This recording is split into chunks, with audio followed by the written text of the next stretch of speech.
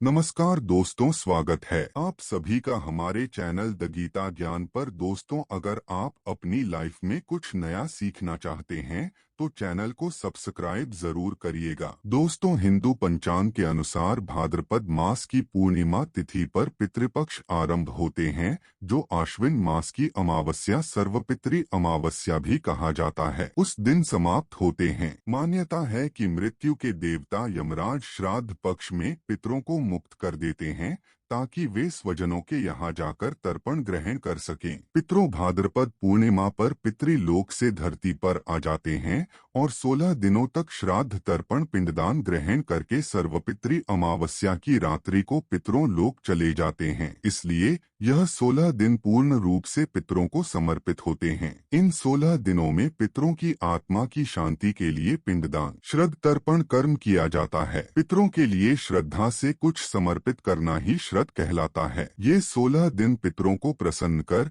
पितरों की कृपा प्राप्त करने के लिए बहुत ही खास माने जाते हैं। दोस्तों, जैसा कि आप सभी जानते हैं कि पितृपक्ष के दौरान कोई भी शुभ और मांगलिक कार्य नहीं किए जाते। शास्त्रों में पितृपक्ष के कई नियम बताए गए। अगर उन नियमों का पालन न किया जाए तो इससे पितृदोष लगता है, पितृदेव नाराज हो जाते हैं। पितृपक्ष के दौरान शुभ और मांगलिक कार्य करने के साथ ही कुछ ऐसी चीजें भी होती है जिनका सेवन पितृपक्ष के दौरान भूलकर भी नहीं करना चाहिए। पितृपक्ष पितरों को समर्पित होते हैं, इसलिए इस दौरान भोजन का विशेष महत्व होता है। इस दौरान पितरों के लिए भोजन निकाला जाता है, ब्राह्मण भोज कराया जाता है और पंचबली भी दी जाती है। लेकिन शास्त्रों में कुछ ऐसी चीजों के बारे में बताया गया है जिन्हें पितृपक्ष के दौरान भूलकर भी नहीं खाना चाहिए। कुछ ऐसी चीजें हैं जिनका ना तो पितृपक्ष के दौरान सेवन किया जाता है और ना ही पितरों को या ब्राह्मणों को इन चीजों का भोग लगाया जाता है।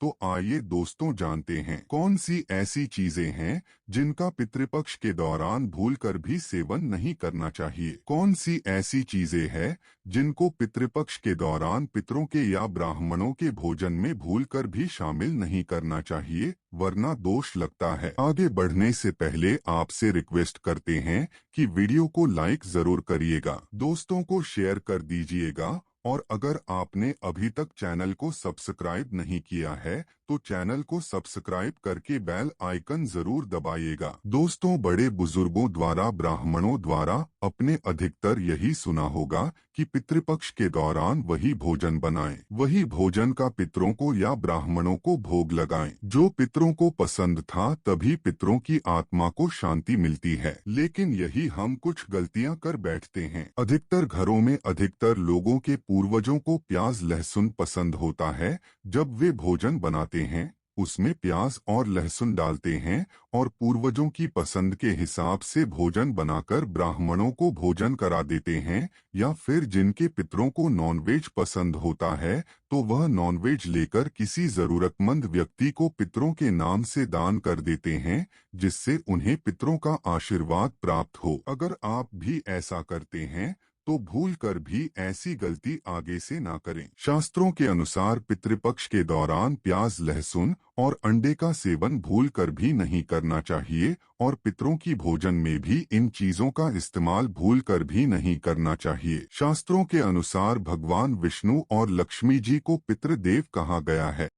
पितरों का भजन श्राद्ध तर्पण पिंडदान सबसे पहले भगवान विष्णु और मां लक्ष्मी जी ही स्वीकार करते हैं। उसके पश्चात यह पितरों को मिलता है और भगवान विष्णु और मां लक्ष्मी जी के पूजन में प्याज लहसुन और अंडे का इस्तेमाल करना वर्जित बताए गए हैं। अगर आप पितरों के भोजन में अंडा प्याज लहसुन इन चीजों का इस्तेमाल करते हैं तो भगवान विष्णु और महालक्ष्मी जी उसे स्वीकार नहीं करेंगे और जो पितृदेव स्वीकार नहीं करेंगे तो हमारे पितरों भी उस भोजन को स्वीकार नहीं करेंगे। इसलिए इस बात का हमेशा ध्यान रखें। श्राद्ध पक्ष के दौरान पितरों के निमित्त जो भोजन बनाएं या ब्राह्मणों को भोजन कराने के लिए भी जो भोजन बनाएं बिना प्याज, लहसुन और मीट अंडे का बनाएं। ना ही पितरों के नाम का ऐसा भोजन आप किसी जरूरतमंद व्यक्ति को दान दे। श्राद्ध पक्ष के दौरान पितरों को जो भोजन बनाएं वह बिना प्याज, लहसुन और मीट अंडे का होना चाहिए। और ध्यान, पितृपक्ष के दौरान आप भी प्याज, लहसुन और मीट अंडे का इस्तेमाल भूलकर भी ना करें। शराब का सेवन भी ना करें। पितृपक्ष के दौरान बासी भोजन ना करें। पितृपक्ष के दौरान ना तो बासी भोजन करना चाहिए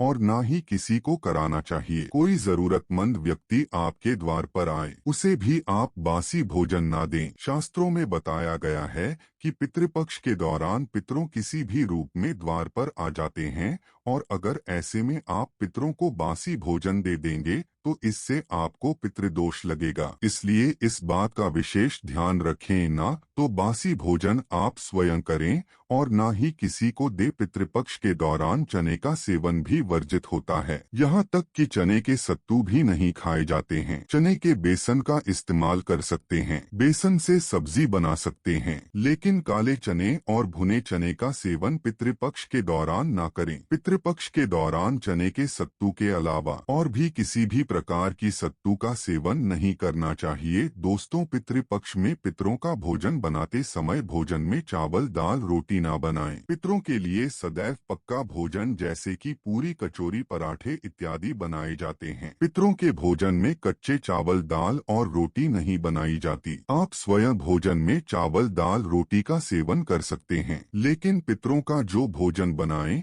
ब्राह्मणों को जो भोजन कराएं, उसमें चावल, दाल और रोटी ना बनाएं। पितरों का जो भोजन बनाया जाएगा उसमें मूंग और उड़द की दाल की कचौड़ी या बड़े वगैरह बना सकते हैं, लेकिन दाल ना बनाए। दाल में पितृपक्ष के दौरान आप मसूर की दाल का सेवन ना करें। शास्त्रों में इसे वर्जित बताया गया है। मसूर की दाल के अलावा पितृपक्ष के दौरान काले नमक, काले जीरे का सेवन भी नहीं करना चाहिए और ना ही ब्राह्मण भोजन में इन चीजों को शामिल करना चाहिए। पितृपक्ष में मूली, लौकी, खीरा और सरसों का साग ना तो खाया जाता है और ना ही खिलाया जाता है। श्राद्ध पक्ष में इन चीजों को खाना और खिलाना दोनों ही वर्जित होता है। श्राद्ध पक्ष के दौरान पितरों के भोजन में नींबू नहीं डाला जाता। आप स्वयं नींबू का सेवन कर सकते हैं, लेकिन पितरों के भोजन में, ब्राह्मण भोजन में नींबू ना डालें। पितृपक्ष के दौरान कई तांत्रिक क्रियाएं भी की जाती है, इसलिए इस दौरान दूध, दही या फिर सफेद खाद्य पदार्थ जैसे कि सफेद रंग की मिठाई, बर्फी इत्यादि का सेवन नहीं करना चाहिए। पितृपक्ष के दौरान गाय के दूध का सेवन करने से बचना चाहिए, खास तौर पर वह गाय जिसने हाल ही में बच्चों को जन्म दिया। ऐसी गाय के दूध का सेवन भूलकर भी ना करें। पितृपक्ष के दौरान खीर अवश्य ही बनाई जाती है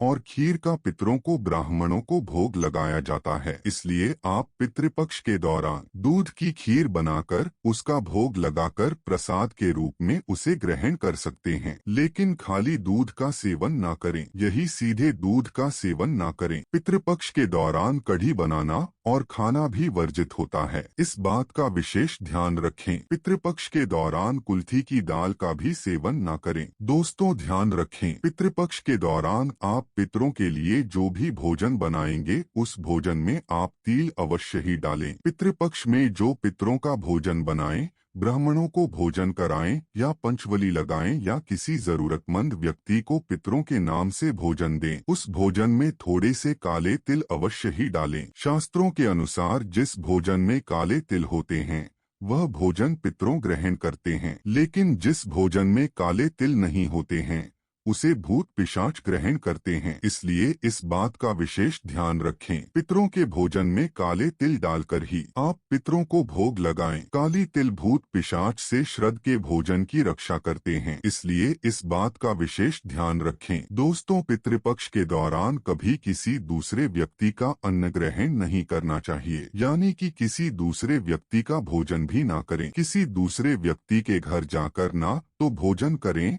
और ना ही किसी दूसरे व्यक्ति के रुपयों का आप भोजन करें। पितरों को समर्पित होते हैं। यह पितरों की कृपा आशीर्वाद प्राप्त करने के लिए बहुत ही खास दिन माने जाते हैं। इन दिनों में आप थोड़े से प्रयास से ही अपने पितरों की कृपा प्राप्त कर सकते हैं। वहीं अगर आप एक छोटी सी भी गलत ही पितृपक्ष के दौरान कर देंगे तो इससे आपकी पितरों आपसे नाराज हो जाएंगे। इसलिए पितृपक्ष के दौरान इन सभी बातों का विशेष ध्यान रखें। भूलकर भी इन चीजों का सेवन पितृपक्ष के दौरान ना करें और ब्राह्मणों को भोज कराते समय भी इन बातों का विशेष ध्यान रखें, जिससे आपको आपके पितरों की कृपा प्राप्त हो। उम्मीद है आपको हमारी यह वीडियो पसंद आई होगी। आज के लिए बस इतना ही दोस्तों। अगर आपको यह वीडियो पसंद आए तो वीडियो को लाइक करिएगा, दोस्तों को शेयर जरूर करिएगा और चैनल को सब्सक्राइब करके बेल आइकन जरूर बताइएगा ताकि आने वाला वीडियो आप